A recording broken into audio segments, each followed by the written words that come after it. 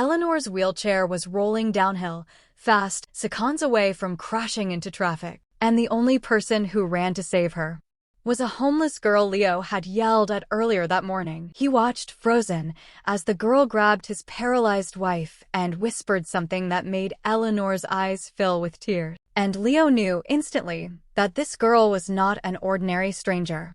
Leo Hartley had lived many lives inside one: billionaire, CEO, philanthropist, a man the world admired. But none of those lives mattered anymore. Every morning, he sat alone in a cheap cafe across the rehabilitation center, staring at the glass doors where his paralyzed wife was wheeled in for therapy. Eleanor Hartley, once the warmest soul he had ever known, now trapped inside a body that refused to obey her. Unable to walk, barely able to speak, she communicated with blinks now, one for no, two for yes. Leo hated fate for what it had done to her. He hated himself for failing to protect her the day of the accident. But today fate wasn't finished with him. Because fate rarely gives warnings, it only gives moments. And destiny was about to collide with him on an ordinary sidewalk. As he stirred his untouched coffee, Leo's attention snapped to the window.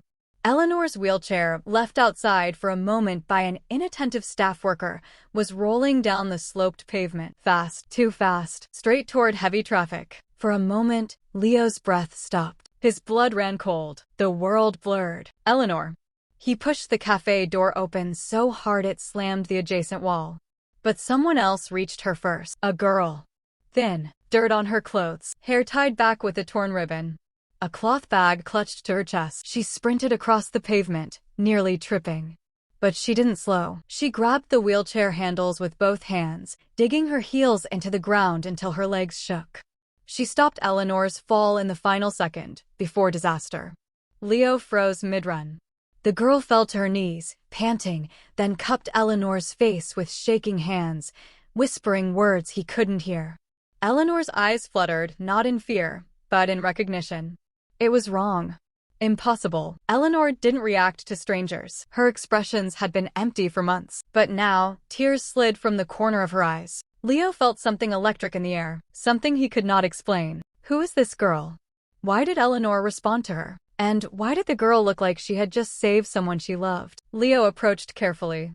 The girl startled when she saw him, immediately backing away from the wheelchair. I'm sorry, sir, she stammered, voice trembling. I didn't mean to touch her. I couldn't let her get hurt. You saved her, Leo said. His voice came out soft, even though he felt a storm inside. She lowered her gaze. Anyone would. No, Leo replied. They wouldn't. A long silence. What's your name? He asked. Amara, she whispered. A simple name. Yet there was depth in it, an entire history hidden behind her tired eyes. Leo noticed every detail now, the bruises on her wrists, the dust on her toes, the cloth bag tied with rope. She carried herself like someone who had fought a war alone. And lost. Eleanor blinked twice, yes, her signal for wanting to know more. Leo nodded slowly. Amara, where are you staying? She hesitated. I'm not. Not anywhere. There it was. The truth beneath everything. A homeless girl saved a billionaire's wife. Destiny had a strange sense of timing. Inside the rehab center, Amara stayed near Eleanor as if tethered by something invisible. Whenever Eleanor's eyes flickered with discomfort, Amara noticed before Leo did. She adjusted Eleanor's scarf, held her hand still when she trembled, whispered soothing words Leo had never heard her say even to him. It disturbed him. It fascinated him. It worried him.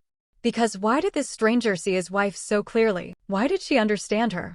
Leo finally asked, You reacted very fast out there. That wasn't fear. It looked like, he searched for the word, desperation. A shadow crossed Amara's face. I've lost someone before, she said quietly. Someone who needed help. And I wasn't fast enough. Her voice cracked. I couldn't let that happen again. Leo felt something twist sharply inside his chest. Pain recognizes pain. And this girl carried more than he could comprehend. Eleanor blinked twice again. Yes, she understood. Eleanor blinked 3 times. Tell her. Leo exhaled. My wife was a therapist before the accident, he said softly. She could read emotions better than anyone I've ever known. Amara swallowed hard. She sees something in you, Leo continued. She wants you here. Amara stepped back instantly. No, I don't belong with people like you. You're rich. You have a life. A house. A place. Leo shook his head slowly. You belong with anyone who is grateful you exist. Her lip trembled. She didn't look up because she didn't want him to see her tearing up. Eleanor raised her weak hand and brushed Amara's wrist, barely a touch, but enough to break something inside the girl. Amara pressed her hand to her mouth to stop herself from crying. I'll come, she whispered. Just for today. Leo didn't answer. He knew it wouldn't be just today. This was the beginning of something none of them understood yet. But fate understood. And fate had just placed Amara exactly where she was meant to be. Leo didn't usually bring strangers into Eleanor's private therapy room. The space was sacred, silent, warm, filled with the soft sound of the kora music Eleanor once loved. But today, Amara walked beside him as if she was walking into a memory she'd long forgotten. The therapist, Mrs. Layla, looked up in surprise when Leo entered with the girl. Mr. Hartley, she asked carefully. She saved Eleanor's life, Leo said simply. She'll stay. That was all. The decision had already been made, though none of them understood why, yet. Eleanor was placed gently on the therapy bed. Her eyes moved slowly, searching, scanning, stopping only when they found Amara. A warmth passed between them, silent, but powerful enough to make the air feel heavier. Mrs. Layla lifted Eleanor's fingers. Can you squeeze today? She asked. Eleanor barely moved. A twitch. Nothing more. Amara's face fell, the softness in her eyes turning into something like heartache. You're trying too hard, Amara whispered softly, even though she had no right to speak. Mrs. Layla raised an eyebrow. Trying too hard? Eleanor's nerve signals aren't strong enough for. No, Amara said with a quiet certainty. She's scared of failing. She thinks if she tries and nothing happens, she'll disappoint him. Leo's head snapped toward her. That's not true, he said firmly. But Amara stepped closer to Eleanor. You're safe, she murmured. You can fail here. It won't break him. Eleanor's eyelids fluttered rapidly, her emotional response, one Leo had not seen in months. Mrs. Layla's mouth parted in shock.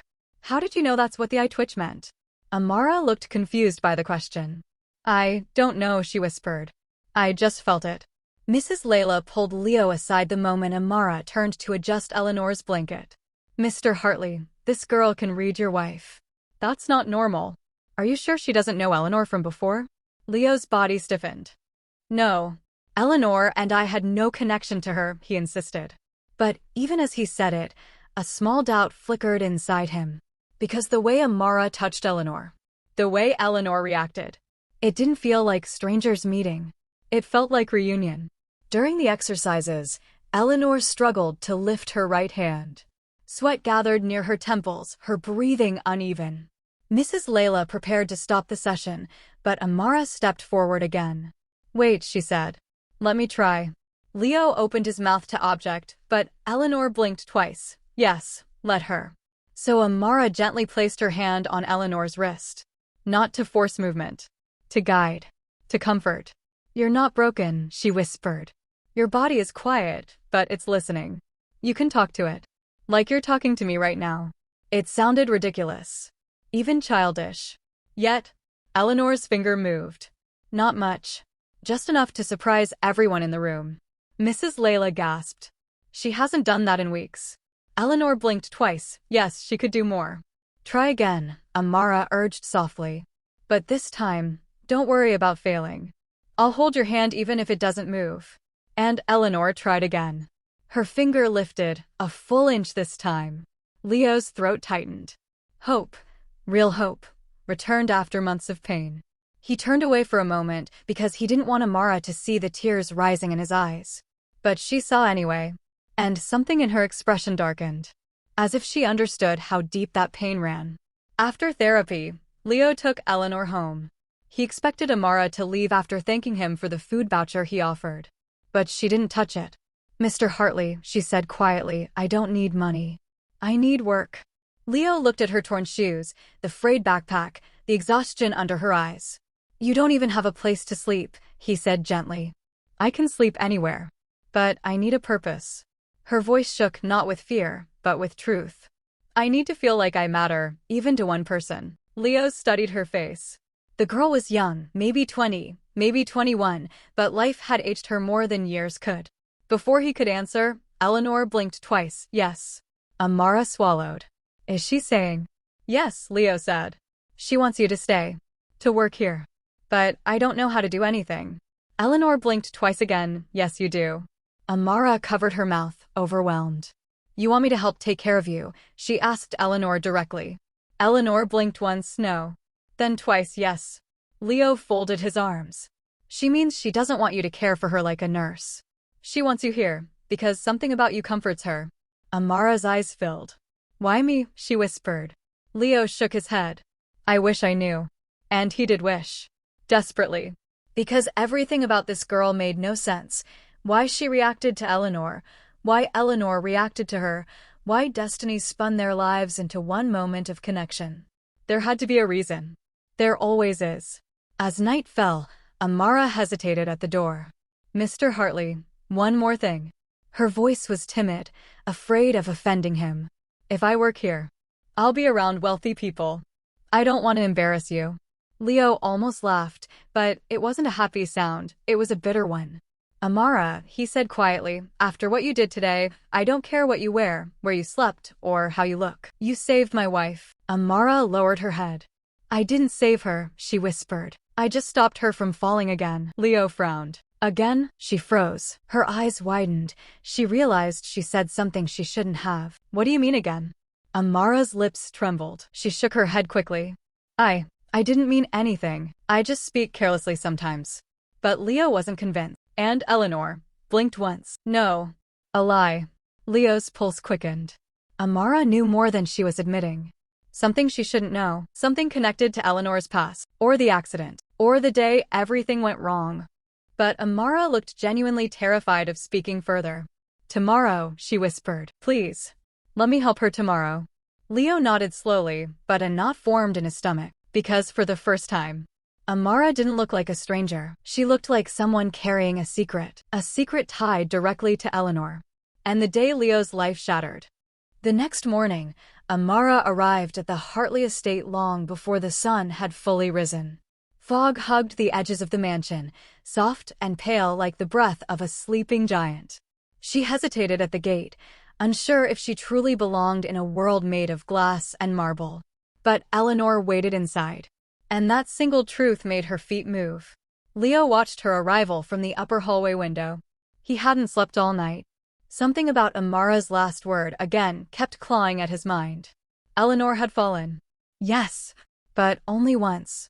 Only once that he knew of. So how could Amara speak as if she had been there? When Amara entered Eleanor's room that morning, she found the woman awake, staring at the white roses placed on her bedside table. Eleanor's eyes softened when they landed on her. Good morning, Amara whispered, though she knew Eleanor couldn't speak back. Still, some part of her believed the words mattered. Eleanor blinked twice. Welcome. Leo entered right after her. He didn't greet Amara. He didn't smile. He just watched her closely, as if she were a riddle he was trying to solve without clues.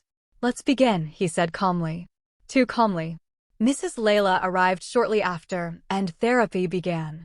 Eleanor tried to move her arm again, but today her fingers trembled violently. Her breath grew shallow. The struggle was too much. Mrs. Layla shook her head. We should stop. Don't, Amara said, stepping forward instinctively. Leo raised an eyebrow. You think she can continue? No, Amara answered. I think she's scared again. She moved closer and placed a hand on Eleanor's shoulder. Look at me, she whispered. Eleanor's eyes flickered toward her instantly, as if responding to a voice she already knew. You're not alone. I'm right here. Just try the smallest movement. Eleanor took a breath. And her finger lifted again. It was tiny. A mere thread of motion. But in a life built from broken bones and silent days, it was a miracle. Mrs. Layla stared. She reacts to you more than anyone else. Leo crossed his arms. Why? Why you? Amara looked down. I don't know. But the tremor in her voice betrayed her. After therapy, Leo approached Amara in the hallway. I need to ask you something, he said. She stiffened instantly. Yesterday, you said you stopped her from falling again. What did you mean? Amara's fingers tightened around the strap of her worn backpack. I misspoke. No, Leo said firmly. You slipped. And now you're hiding something. Amara's throat bobbed as she swallowed. She stepped back, almost as if she feared him. I would never hurt Eleanor, she whispered. That's not what I asked. Then what do you want from me? The truth. Amara's eyes glistened, but she shook her head. There are truths that hurt more than lies. Leo froze. The words sliced through him. Too accurate. Too familiar. Before he could question her again, a sudden soft tapping came from behind them. Eleanor's nurse came running. Mr. Hartley. Eleanor is agitated. She's trying to sit up. Leo rushed into the room. Eleanor's eyes were wild with urgency. She blinked repeatedly, fast, erratic, desperate. What is it? Leo asked, kneeling. She blinked twice, Amara. Do you want her? He asked. Twice, yes. Amara entered hesitantly. The moment she stepped inside, Eleanor calmed. Completely. Her breathing eased. Her eyes softened. Leo looked between the two women, a cold shiver sliding down his spine. What are you to her? He whispered. Amara's voice trembled. I don't know, but sometimes, it feels like I've known her forever. When Eleanor finally rested, Leo gestured for Amara to follow him to the garden. He needed answers, and he wanted privacy. The winter roses were still blooming, a miracle in itself. Eleanor had planted them the year before the accident. She said they reminded her that beauty could survive even the coldest storms. Leo stood beside one rose bush, his jaw tight. You're hiding something, he repeated quietly. Amara stared at the gravel beneath her shoes. I've hidden things all my life, she said softly. It's what you learn when life takes everything and leaves you with only secrets. Leo studied her. Are you running from someone? No. Then what? Amara hesitated, battling with herself. Finally, she spoke. I've had these nightmares for months, and they're always the same. A woman falling down the stairs. A scream. A flash of white roses. And hands reaching but not catching her. Leo went completely still. White roses, he repeated slowly. Amara nodded, confused. Yes. The exact flower Eleanor planted. The exact flowers placed in her room. The exact flower in the vase the day Eleanor fell. How did you know about the roses? Leo whispered. I don't. Amara insisted, panicked. I swear I don't. I just see them. Over and over. Like a memory that doesn't belong to me. Leo felt the ground shift beneath him. Could trauma echo between strangers? Dreams carry truths from nowhere? Or was something darker binding them? Tell me the rest, he said. Amara's hands shook. In the nightmare. I always hear a name. Leo leaned in, breath caught. What name? Amara closed her eyes. Elena. Leo's heart stopped. That's Eleanor's nickname, he whispered. Only I called her that. And only at home. No one outside this house ever heard it. Not the media. Not staff. No one. Amara went pale. I don't understand, she whispered. I've never met your wife. Leo stared at her as the truth finally hit him like a blow. She wasn't lying. She wasn't pretending. And she wasn't ordinary. Something was connecting her to Eleanor. Something bigger than coincidence. Bigger than logic. And Eleanor knew it. That's why she calmed whenever Amara entered the room. Why she tried harder. Why she reacted like she recognized her. Leo took a step closer. Amara, who are you? She looked up with terrified, glistening eyes. I don't know, she whispered. But whatever happened to your wife? I think a part of it lives inside me. Leo's breath caught. And for the first time, he wasn't sure if Amara was the miracle walking into their lives. Or the storm that would tear open the past. Leo did not sleep that night. He stood at the edge of the balcony outside Eleanor's bedroom, watching the lights of the estate flicker against the midnight wind. But his mind stayed trapped in one sentence. Whatever happened to your wife? I think a part of it lives inside me. Those words were impossible. Irrational. And yet, every instinct told him they were true. Amara didn't act like someone who wanted attention. She acted like someone begging the world to stop chasing her with memories she didn't own. Downstairs, the mansion lay asleep. Except for one room. Amara's. Leo walked past Eleanor's caregivers, past the marble staircase, stopping just outside the guest room door. A faint sound drifted from inside, soft breathing mixed with broken whispers, almost like someone speaking in their sleep. He placed his ear closer. Elena, no, don't. Leo's blood froze. She wasn't just dreaming. She was living that night again. He pushed the door open quietly. Amara lay there trembling, tears slipping from closed eyes. Her hands gripped the blanket as if she were holding onto the edge of a cliff. Leo stepped closer. Amara, he whispered. The moment his hand touched her shoulder, she gasped awake. Her scream tore through the dark. No. She fell again. I tried. Leo held her arms gently. It was only a dream. You're safe. But she wasn't calming. She was shaking harder. I heard her scream, Amara whispered. In my head, it was like someone pushed her and I couldn't stop it. Leo stiffened. Pushed? Amara, he said slowly. Are you saying Eleanor didn't fall by accident? Amara stared at him. A long, terrified silence filled the room. I don't know what's real and what isn't, she whispered. But someone was there with her. Someone angry. Someone she trusted. Leo's breath caught. There were only 2 people home that night, he said. Who? Amara asked. Leo hesitated.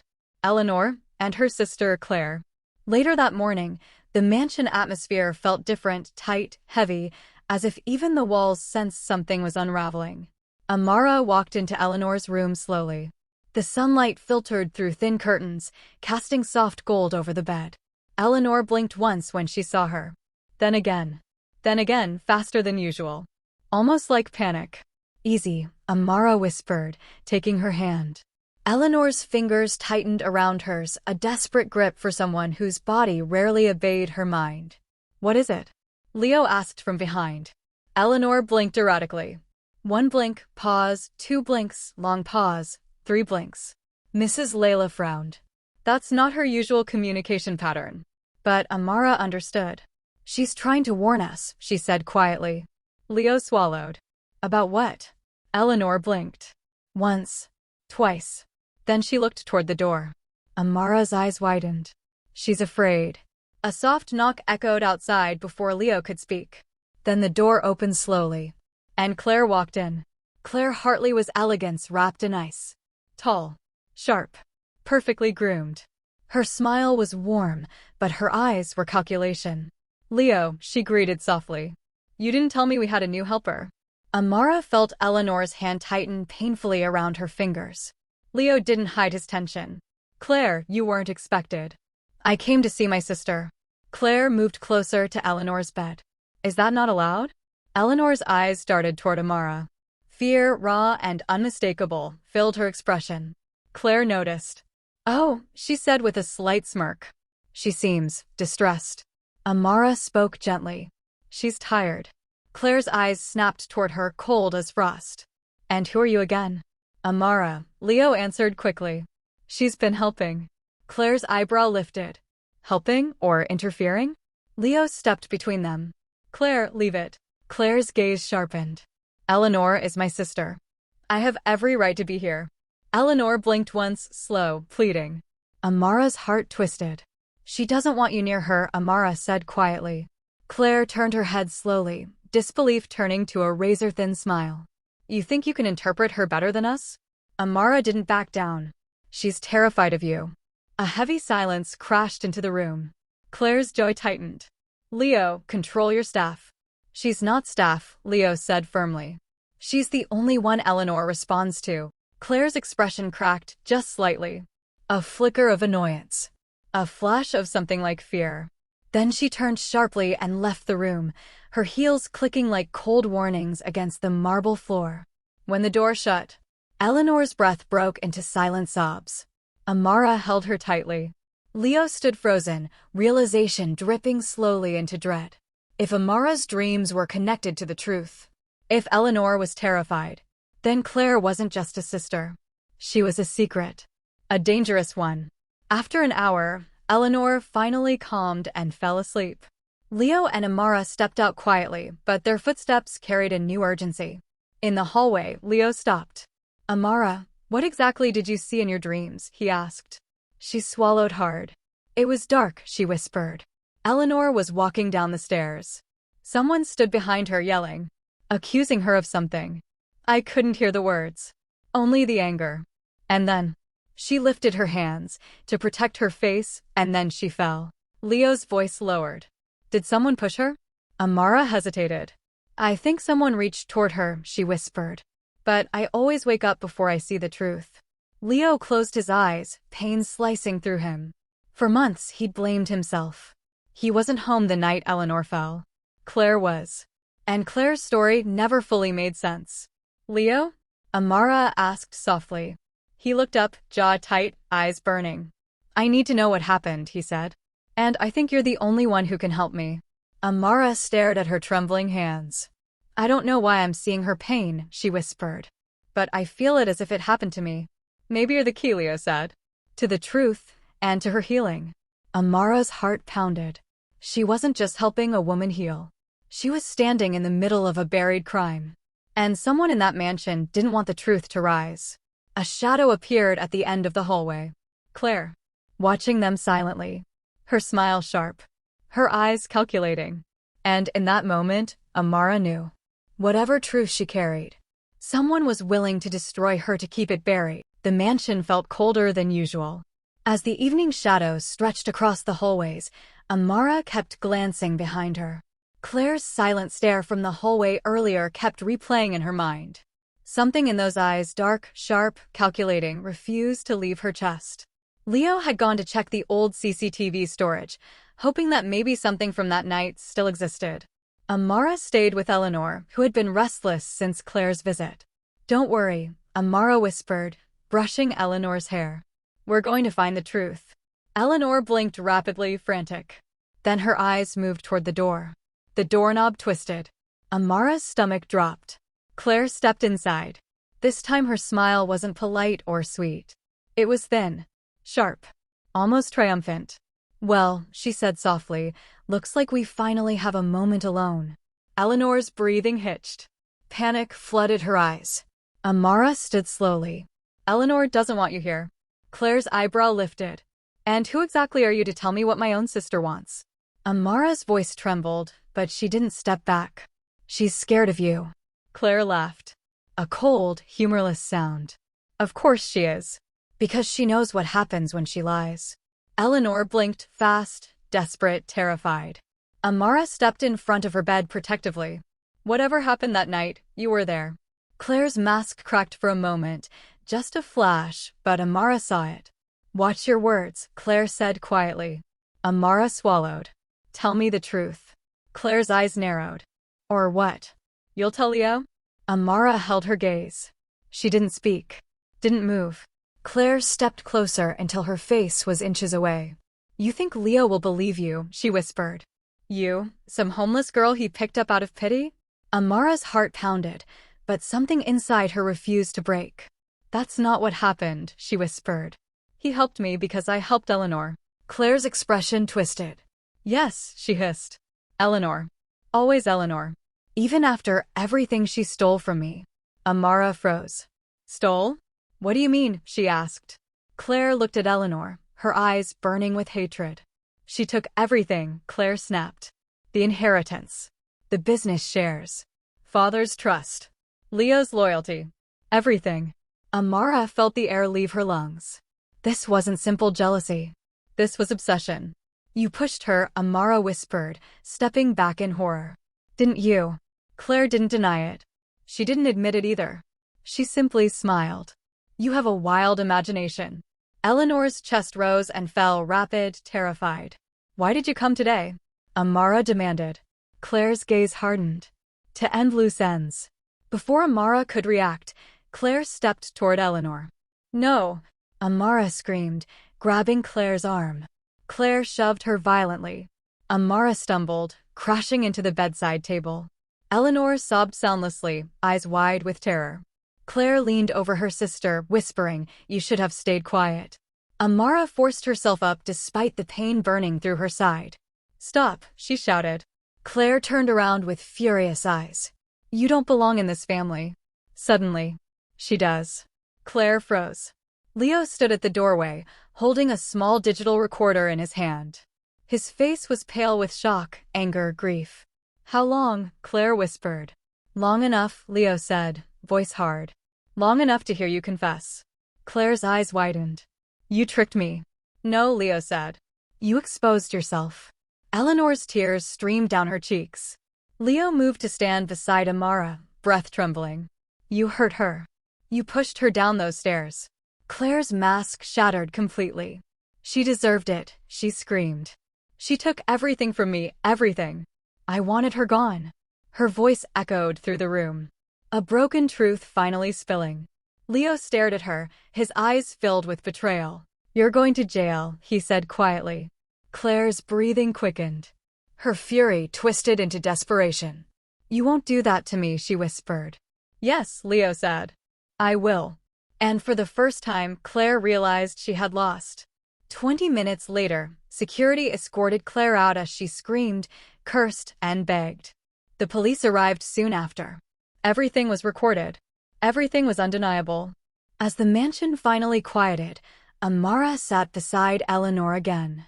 Leo leaned against the wall, watching the two with soft, exhausted eyes. You saved her, he whispered. Amara shook her head. She saved herself. I just heard her pain.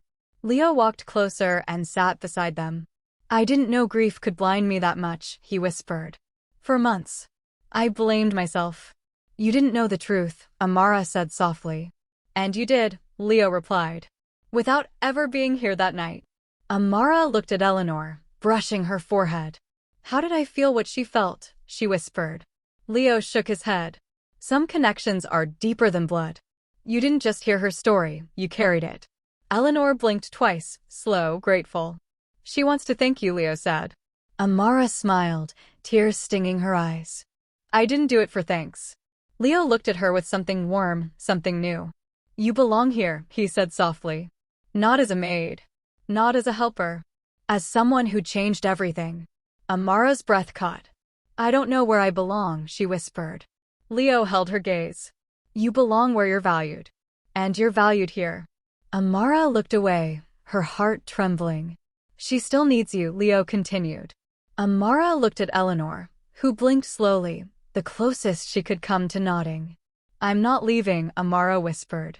Eleanor squeezed her hand. And for the first time since the accident, her eyes seemed lighter. Alive. Safe.